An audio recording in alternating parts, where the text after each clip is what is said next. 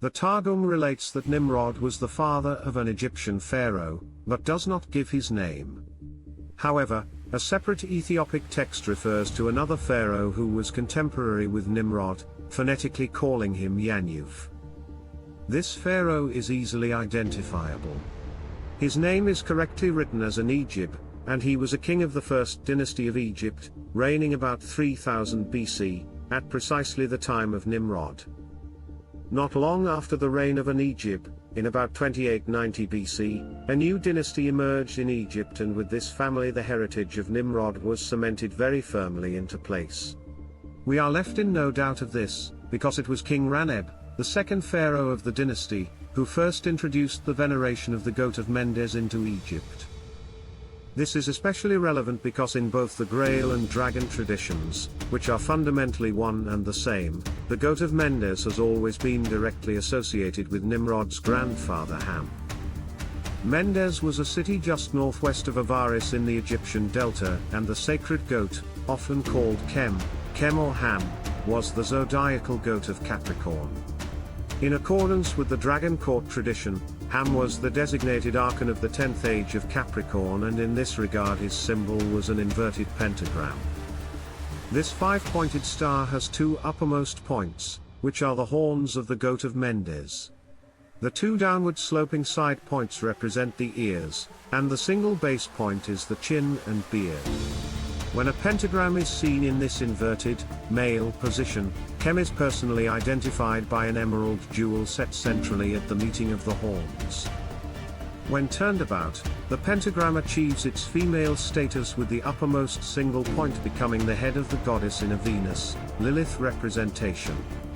The horizontal side points are now arms, while the twin points, once the horns, are now at the base, being the legs of the goddess, with the jewel of Venus established in the vulval position. Sometimes, the inverted Khem representation is shown with flames rising, between the horns, from the sacred jewel. These flames are called Astral Light. But when reversed into the Venus position, the uterine flames are identified as Starfire, the universal essence of the goddess. From the earliest times, whether representing astral light or starfire, the pentagram was indicative of enlightenment and was associated with the pre-Jewish Sabbath, a ritualistic period of reflection and experience outside of general toil. For this reason, Khem of Mendes was called the sabbatical goat, from which derives today's use of the word sabbatical in academic circles.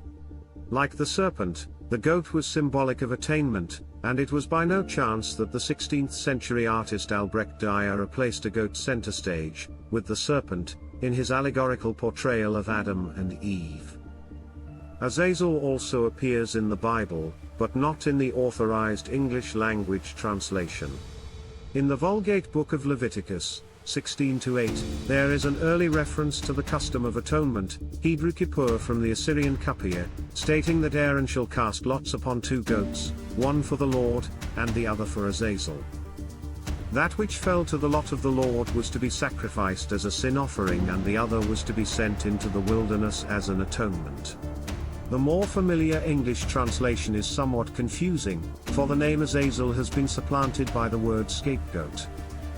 The reason for the substitution was simply that the original sequence made it clear that offerings were made both to Jehovah and to Khem-Azazel, while the Book of Enoch, strategically excluded from the Bible, drew readers' attention to the direct link between Azazel and Hermetic alchemy.